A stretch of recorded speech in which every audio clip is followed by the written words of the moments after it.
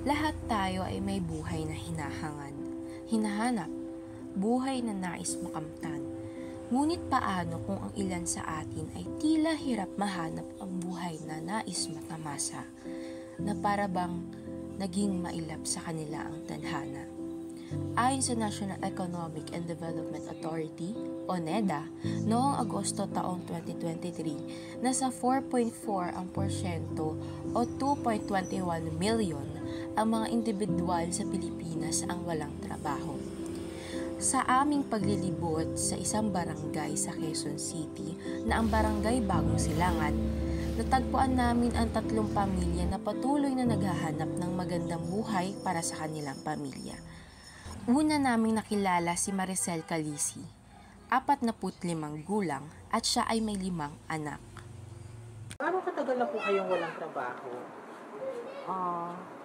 Since nung nag-asawa ako, hindi na ako nakapasok ng trabaho kasi nagkaanak na ako. Tapos, nagkakaroon man ako mga online seller, ganyan. Minsan nagtitinda ng vendor, ganyan. Yun lang mga pinagkakitaan ko. Tapos minsan nagbo-volunteer pagka may mga, yun sa barangay, pagka kailangan nila ng volunteer, ako yung kinukuha nila dito bilang pork leader. Okay, so medyo Meron naman kami nakukuha doon, allowance lang. Okay, so bihira lang po nagkakaroon po ng opportunities po. Pero nabanggit niyo po kanina, since nung nagkaanak po kayo, dun po... Hindi na ako nakapasok ng trabaho. So, ibig sabihin kasi sa mga anak ko na nakatutok. Okay. So, pero pag may mga,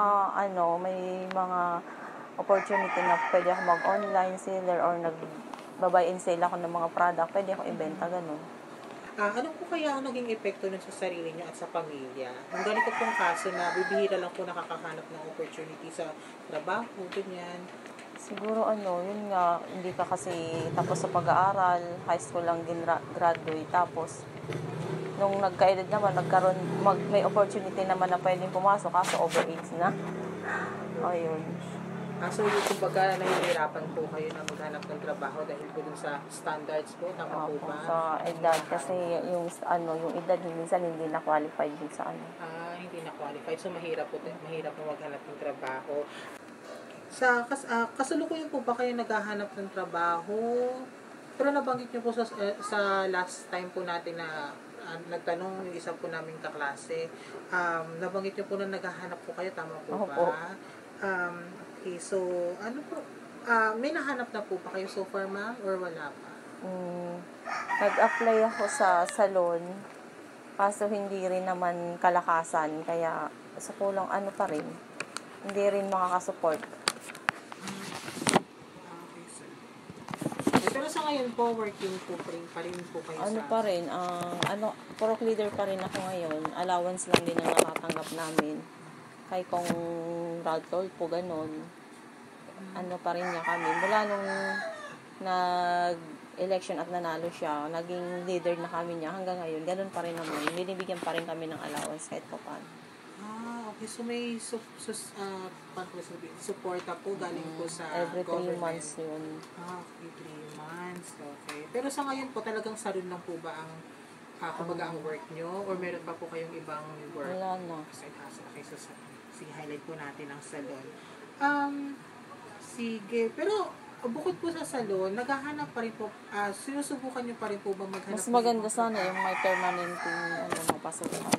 Kahit mga factory or basta yung tuloy-tuloy yung pasok. Sige. Sa tingin niyo po, ano po maaari po kung maitulong po ng local government, parehong city hall po or ng barangay officials o barangay office para sa inyo po o mga kagaya niyong families na nahihirapan po maghanap ng trabaho, di kaya yung pagbibigay sana ng livelihood training para doon, kasi pagka nag-train ka at pumasok ka sa kanila, automatic may trabaho ka na papasukan. Bagamat meron si Aling Cecil na pinagkakakitaan, hindi ito nagiging sapat para masustentuhan ang kanilang pang-araw-araw na gastusin, lalo na sa edukasyon ng kanyang 5 anak. Meron man siyang trabaho sa ngayon, siya pa rin ay naghahanap ng permanenteng pwedeng pagkakitaan. Sa aming paglalakad pa sa dulo ng Tagumpay Village, natagpuan namin si Mary Ann, 29 na gulang. Nakatira sa isang bahay na may 13 miyembro at siya ay may 3 pang mga maliliit na anak. Sa unang katanungan po, gaano katagal na po kayong walang trabaho? Almost 10 years na rin. Kasi mas kasi mula nung nanganak ako hanggang sa, syempre hindi mo rin expect na nasundan hanggang sa, syempre hindi ko naman talaga although pinagkatiwala, kundi pinaglaanan ko talaga ng panahon sila. Kaya ganun na lang ako, hindi talaga nag-persevere na mag-work. Kahit na baby pa sila, iwanan ng mga ilang buwan o 1 taon, 2 taon, kasi mas nag-focus talaga ako sa pag-aalaga. Pero syempre, ganun pa man sa buhay natin, lalo lang sa panahon nga natin ngayon kasi napakahirap na hindi kayong dalawa mag-asawa ang nag-work. Hindi kasi talaga ganun ka yung pag-work ng partner mo na although meron siyang trabaho, ngayon kasi napapansin ko talaga sa namin is yung trabaho hindi talaga ganun na tuloy-tuloy, hindi na talaga na pag nag-work siya, ilang lang, wala na naman. Kaya kailangan mo rin talaga siyang tulungan na kayong dalawa is may work din talaga. Kung may kakayanan ka naman tulungan siya, bakit hindi, di ba? Okay po. So, tama po ako ng pagkakaintindi kanina. So, after nyo po mabuntis, tama po ba? After nyo po magkaanak ay sinubukan nyo pong maghanap ng trabaho, ma'am? Or hindi po? Hindi kasi talaga nag-focus lang din ako sa nag-pursue ang siya lang talaga yung na mag-work. Kahit gusto ko man, syempre, alam mo, may partner tayo na ayaw ka rin naman din mag-work kahit gusto mo. Kaya gusto niya nakapokus ka lang sa bata. Okay. So hanggang ngayon po, simula po nung nagkaanak po kayo, tama po ba na wala pa kayo nahanap ng trabaho o meron na po kayo na unang nahanap ng trabaho? Hindi, di ba alam mo yung mga, sabi, government natin merong katulad ng livelihood. Ako diyan, nakasama ko isang beses, yun nga lang, hindi nga lang ako, hindi ako magaling doon sa mga pag-business na useless din. Hindi na napagpatuloy. Kaya, yun, wala na siya. Ano pong epekto ng walang trabaho sa nararanasan niyo po ngayon at ng pamilya? Although, hindi madali. Sabihin natin, mahirap talaga, di ba?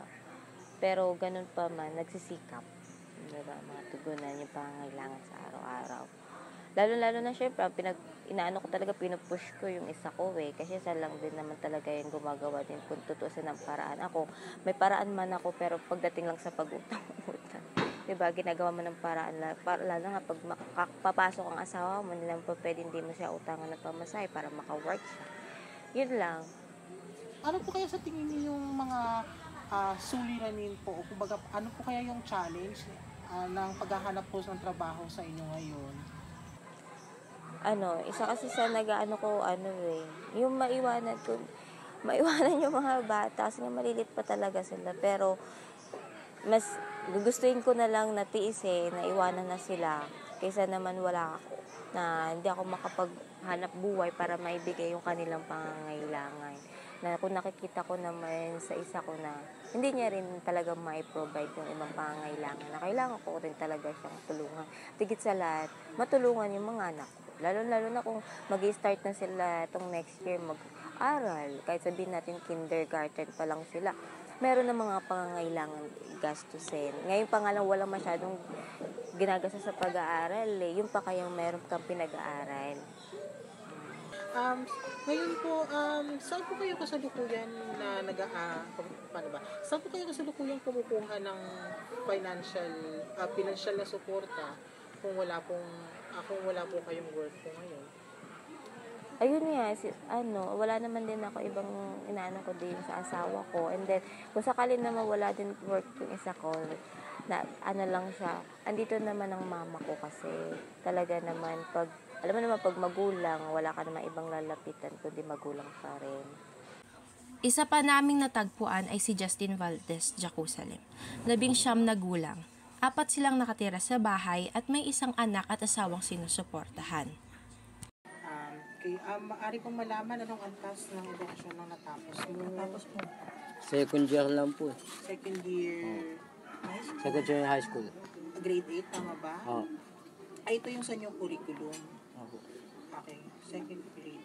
Okay, so, itatanong ko, okay, unang katanungan, gaano katagal ka nang walang trabaho sa ngayon? Tagal-tagal na rin po eh. Matagal na din. Opo, mga 2 years. 2 years. Diba pandemic eh. Simula ng pandemic. So, ibig sabihin ba meron ka nang naunang trabaho? Opo. Pero sideline lang din po yun. Sideline lang. Okay. Okay, sige. Pwede ba malaman, although personal itong question na ito, bakit nagtatrabaho ka na sa, na, ikaw 19 years old ka pala, so mas matanda pa ka. Maaaring mo na, bakit nagtatrabaho ka na? Wala po kasi. Kailangan po eh. Kailangan. Hindi po tayo pwedeng paano na kasi napabayaan ko na rin yung pag-aaral ko eh. Okay. So, kumbaga nagtatrabaho ka na agad-agad. Pero wala ka na Wala po kasing magkaano sa amin. Sustento po na pag di po kami tumilis. So, ngayon sa question number 2, anong dahilan kung bakit wala kang trabaho sa kasalukuyan? Mayroon po kasi parang. Wala ka pa bang nahahanap? Opo. O wala bang tumatanggap sa inyo? Opo. Mayroon po kasi maganap talaga eh. Kasi kung tutusin, mas kailangan nila ng requirements sa ngayon eh. Oo. Requirements. Katulad ng mga police clearance, barangay clearance, ganun. Kaya medyo nahihirapan din ako mag-ano kasi second year nga lang. Kumbaga, so, kaya ka nahihirapan, kung tama ako, no? Kaya ka nahihirapan na maghanap ng trabaho dahil maraming requirements. Hindi mo pa nakukuha yung mga requirements na hinihingi ng kung ano mang company. Opo. Okay, sige. Bago yun, gusto kong malaman, gusto muna namin malaman, may balak ka bang bumalik sa school? Sa ngayon po kasi may anak na po kasi ako. Pero kung pagbibigyan po, pwede po. Kung sa akin lang po, kung sa sarili ko lang. Gustong gusto ko. Pumasok. Gusto mo lang pumasok. Okay, so willing naman na bumalik sa sa pag-aaral, pero pagsasabayin siguro yung trabaho. Opo.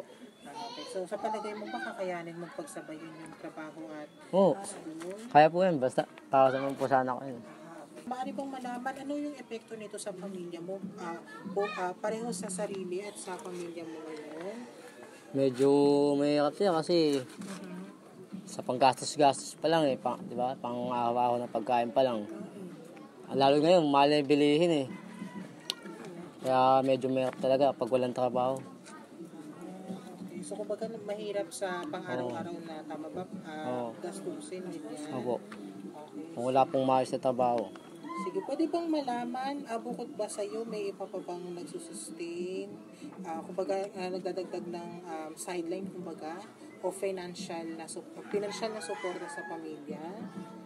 Meron po ako. May sideline lang din po ako. Ikaw? Ang araw-araw po yun. Sideline? Opo, sidecar po. Nasa-sidecar po. Okay. Pero sa pero sa ibang family members, mayroon pa bang nagtatrabaho kahit sideline para makatulong sa... Wala po. Ikaw lang? So, ikaw lang talaga? Okay, sige. Anak niya, isa parang. Okay, sige. Okay, pero nabanggit mo kanina yun nga naghahanap ng trabaho pero nahihirapan na maghanap ng trabaho.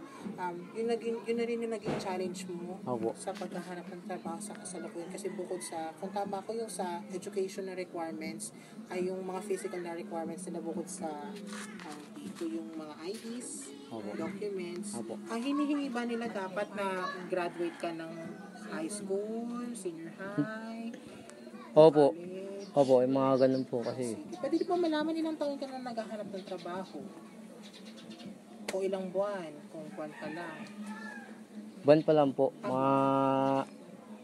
Medyo matagal na. Mag-isang taon na po ngayon. Mag-isang taon na din. So 12 months. Pero sa 12 months na yun, wala pa halos natatanggap na? Wala pa po. Wala pang tumatawag? Wala pa po. Okay, sige. Okay, nabanggit mo kanina na ikaw lang ang naghahanap buhay sa pamilya, tama ba? Para suportahan ng pamilya, pero may iba pa ba kayong pinagkakakitaan o sideline bukod dun sa padyak, tama po ba? Wala na po, yun lang po kasing pinaka namin para makakain po kami. Yun.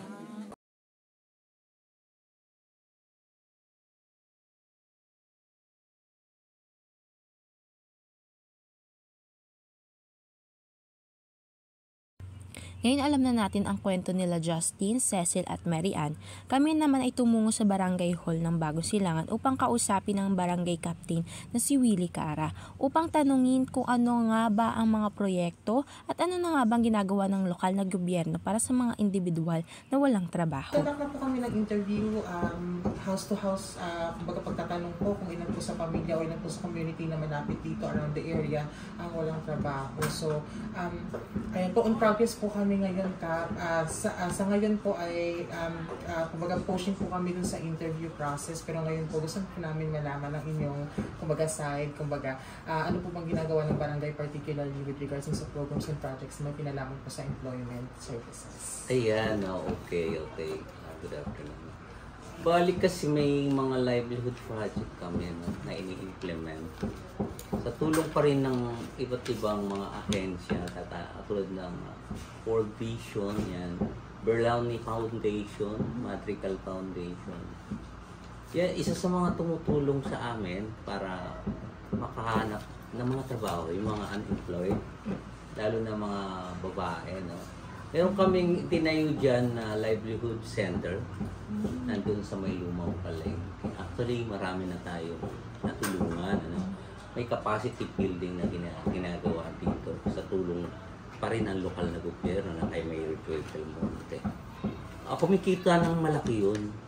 Kung karamihan doon babae, halos nila, tinatahi nila mga produkto na GEPE na sa Ayala. At tataas ng mga nila. Tapos may bakes and pastries din kami na puro karamihang babae pa rin. So, mga unemployed nagiging na-employed.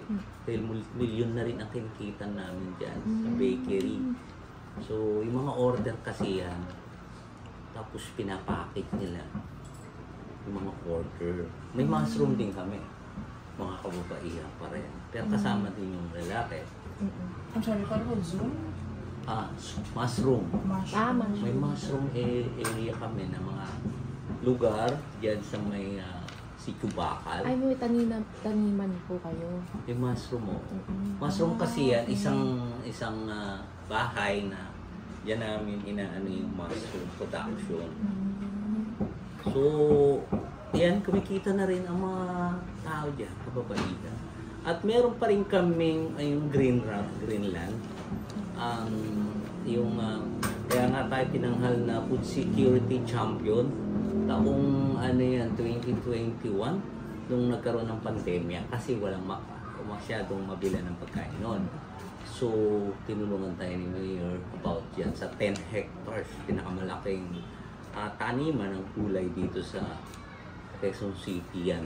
Ang aming kasi ang target talaga namin ang programa kasi ni Mayor about sa natin sa gulayan, buhay sa gulay yan. Tinulungan tayo ng agrarian din yan, Department of Agrarian Reform. Kaya yan yung nag-distribute ng mga pagkain, mga gulay dyan. Mga daycare center natin yakap nung panahon ng pandemya. Ang laking tulong, naging kooperatiba na yan. Kaya yun, isa pa rin yung katulong namin sa mga tao na nagkakaroon din sila ng hanap buhay dahil dyan sa pagtatanim ng gulay. So, yun yung isa sa mga natutulungan namin dahil na mga unemployed kasi marami, mas marami ang babae. Tapos nagkakandak pa rin dito ang PESO ng Quezon City about job offer. Minsan dito pinapakandak yan para yung mga tao naman na hindi makaluwas makapagtrabaho, makahanap ng trabaho. Hindi lang sa online, pati dito personal sila nag-a-apply. Yung mga proyekto natin, proyekto ng barangay, ng lokal. Siyempre, ang national naman, ang mga project naman nila dyan sa mga construction. Sa mga paggawa ng kalsada, multipurpose. Ang mga isa sa mga trabahador, kasi ang requirement diyan, kailangan may taga-barangay na magtatrabaho sa kanila. So yun, nire-recommenda namin yung mga walang trabaho. Please makapagtrabaho, trabaho yan. Kasi yung sinasabi nga, unemployed, laki kasing ano to, barangay, 150,000 population kami. Tayo nga pala ako. So yun, para makaagapay din sa mga walang trabaho. Yan din yung inaano namin na makatulong din sa kanila. Mga livelihood project, yung mga kanya-kanyang area kasi na meron kaming mga Green Revolution na tinatawag. Yung kasi si Mayor talaga nung araw pa talagang passion na niya yan. Ang magkaroon ng taniman, ng gulay. Kahit subdivision meron eh. Mountain View, Fuel and Best. Meron din silang Meron kanila. silang mga taniman sa gulay. Kaya yan yung pinapaigting namin lalo last na next year. Kahit binabaha tayo, gumagawa tayo ng paraan yung mga maging resilient sila. Kahit na bumabaha yan, nabubuhay yung mga katulad ng kangkong, no? Kangkong chip, gusto namin magkaroon ng kangkong chip dito. Pero meron na tayo yung tanglad tea. Tanglad tea, meron na tayo dito. So, sumikat na rin yung tanglad tea ng Bagong Silangan. Mga laking bagay din na nakakatulong din sa ating na manananim. Actually, malaki na pera ng Greenland, mga farmers natin. Kasi kooperatiba na siya, umiikot na yung mga production yan. Na tayo sa City Hall, kung saan-saang lugar na tinutulungan tayo ng city. O ibagsak nyo ito, o dito kayo. Malaking bagay. Dahil meron pa silang bigasan. Kasi bumibili sila ng medyo mababang bigas at medyo binibigay sa mga member. True hulugan na lang. At least nakakatulong. No?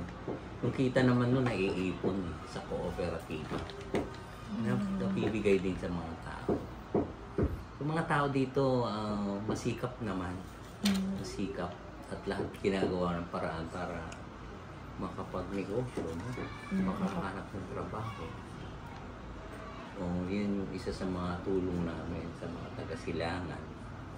Na maging aware sila. Minsan na talagang binababa namin dito yung mga work, yung mga job offer ng mga malaking kumpanya. Madrigal Foundation, nagtuturo yan ng TESDA.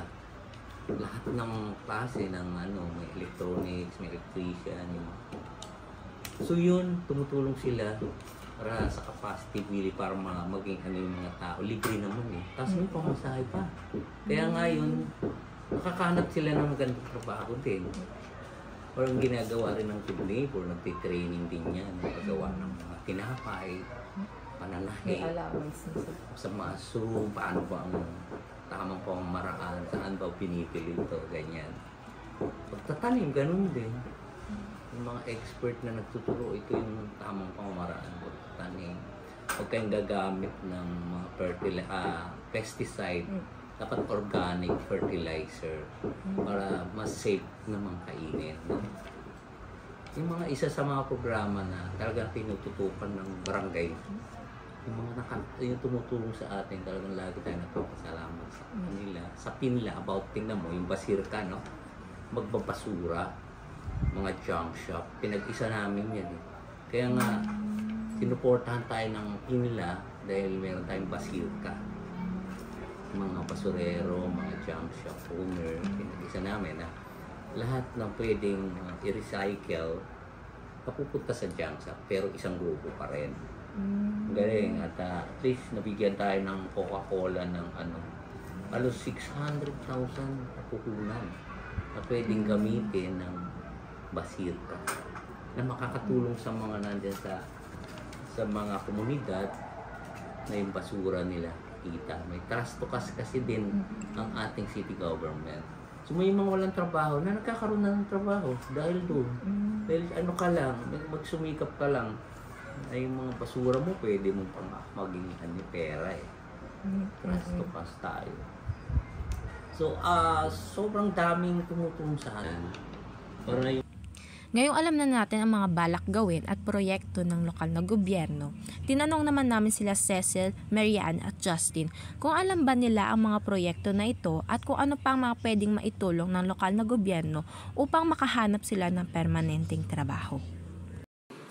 So, wala po yung, sa kasalukuyan po, wala po bang pinapatupad na gano'n ng barangay? Alam ko po meron na eh. Kaso late kami nung nagbaba sila nung dito, wala nang slot. Paunahan lang dun po kasi yun. So may limited lang na capacity. Opo. So, paano po, curious lang po ako kasi kung project po siya ng barangay, hindi po ba parang may target sila dapat na citizens? Pero paano po ba nire-release yung information tungkol doon? Pagka nagbaba ay sa kanila lang, tapos nalalaman na lang namin na may pala, may livelihood training daw. Tapos ganun lang na edad kailangan at saka pag-submit ka agad ng requirements. So pag napuno na yun, wala na. So kumbaga parang hindi nakakaabot po dito yung balita. Hindi lahat ng gustong mag-avail nun, hindi nakakapasok. Kasi tawag dito, nahuhuli man or napuno na yung slot kaagad. Puno kaagad ang slot. Pero pag by porok siguro, siguro lahat dito na gustong makaka-avail. Kumbaga parang may division siya, hindi na siya yung sa barangay. Kasi pagka bagong silangan, ang laki ng bagong silangan, kung by street mo siyang ibababa, malamang dito halos lahat pwede siyang mag-avail. Kumbaga hindi lamang. Kaya lang, meron naman dito, hindi nga lang na-push pa. Kasi may mga tao rin na, tulad ng namin, mga officer kami dito, hindi nagkakaisa. Kaya gustuhin man ng hindi pa magawa-gawa. Hindi pa kami mababaan. So, yung nabanggit niyo po kanina, nakatanggap po kayo ng livelihood po. Nakasama po kayo sa livelihood program. Pero kung tama po pagkakaintindi ko, hindi niyo po masyadong nagamit. Tama po ba? Kasi hindi niyo po sure kung paano siya gagamitin yung nalaman niyo po mula din sa, o yung nakuha niyo po mula po din sa local government po. So, ano sa paligay niyo po yung maaaring maging tulong pa, bukod po sa livelihood program mismo na na-offer nila, para sa mga katulad niyo po na nahirapan po maghanap ng trabaho ninyo? Ma-suggest ko lang yung, katulad ko nga na sinabi ko nga na hindi nga ako gamay doon, na kung meron naman silang ibang mai-re-ret o mai-apply na ibang mapagbibusinessan o magiging work ng isang tao, yun nga, yung pwede nga nilang ibaba para sa amin. Pwede po siya mismong pagnenegosyo. Okay. So, sa mga... Walang training kasi walang training gano'n. So, ang tinutukoy niyo po pala kanina ay gusto niyo po sana meron din sanang training para alam kung paano magagamit po yung tulong sa livelihood education program? Pwede din po. Kasi isang maganda din yun para meron ka matutunan. Training ground, maganda yun kasi yung mga ibang wala kang skill na is meron kang matututunan kasi pag sinabing training na halimbawa hindi ka magaling sa kusina, sabihin natin hindi ka magaling pero may mga bagay pa doon sa training na yun na meron ka pang mas makukuha matututunan doon na hindi mo na-appreciate dito, hindi mo pa nagagawa, di ba? Patulad na sa pagluluto, wala ka namang, halimbawa, di ka marunong magluto lang sa pagdating sa, yung mga ibang putahe, di ka marunong, pero pagdating sa training, about sa pagluluto sa kitchen, doon, natitraining ka pa paano yung mga gagawin mo, paano yung mga sangkap. May mga bagay kasi rin tayo na yan dapat natin matutunan sa buhay. Hindi lang yung, pag sinabi mo marunong ka na sa ganito, dapat yun lang ba? Siyempre, meron ka din dapat ina-apply sa sarili mo na mas matutunan mo din. Kaya maganda din. Magandang punto po yan. Ayun sa nabanggit mo kanina na halos walang, kung tama ako, halos walang proyekto o tulong na natatanggap mula sa gobyerno, ito man ay sa City Hall o sa barangay office. Ano kaya sa palagay mo dapat gawin ng local government? Sa mga katulad mo na citizens, hindi lang ikaw kasi meron ding ibang mamamayan dito ng barangay Bagong Silangan na katulad ko na naghahanap ng trabaho pero sa ngayon ay hindi pa rin makahanap dahil kagaya mo na sabi mo, hindi pa nakapagtapos ng pag-aaral o di Oo. kaya talagang hindi nakakahanap ng trabaho. Ano kayang mga programa na dapat gawin pa ng gobyerno? Para sa akin, siyempre, tutukan nila yung pag-aaral na katulad ko, siyempre. Oo. Kasi, yun yung mahalaga eh. Tutukan nila kasi, hanggat katulad ngayon na mga nangangailangan, kabataan, lalo yung mga kabataan ngayon, di ba? Hindi na sila tulad ng dati na talagang pursigido mag-aaral. Sa ngayon, yung mga kabataan, makikita magtatrabaho na. May mga, sa labas, paglabas mo pa lang, may makikita mga kabataan na rin yan. Mga edad 16, 17, di ba? Yan ang dapat tutukan nila para mapaano yung pag-aaral ng mga yan. Katulad ko po. Opo. Scholarship, kumbaga? Sige. Bukod din sa scholarship, may iba ka pa bang alam na programa na siguro mas makakatulong sa palagay mo na magmumula sa gobyerno? Ano pa kayang pwede nila? Opo. Bigyan po nila ng maayos na trabaho. Maayos na trabaho. Ano kayang maayos na trabaho sa palagay mo? Pwede kayang sideline o tuloy? Hindi po. Katulad po ng mga yan, livelihood nga po. Para Negosyo, ganyan. Negosyo, ako katulad ko. Nag-iinang ako ng Opo. Kaya ka ba ng pagkakataon sa palagay mo, willing kang push na kung ikaw yung pupunta doon kung sakaling, baka meron kasi sila pero hindi lang naaabot yung concern. Sa palagay mo, mas okay na sila yung pupunta sa inyo. Hindi. Okay lang yan. Kaya mo yan, kaya mo yan. Siyempre, ako na lang po. Nakakaya po kasi kung sila po pupunta dito, tas ako na lang po. Mula sa tatlong kwento ng ating napakinggan ngayon, nanonood ang pag-asa at ang kagustuhan ng pag-ahon sa pagsubok ng kawalan ng trabaho. Mababatid natin mula sa kanilang danas kung gaano nga ba kahirap matamasa ang buhay at kaginhawaan na hinahangad, ngunit pamilya ang kanilang inspirasyon at sandalan upang magpatuloy sa paghahanap sa buhay na nakakaangat. At dito na nagtatapos ang ating dokumentaryo. Maraming salamat sa inyong pagsubaybay.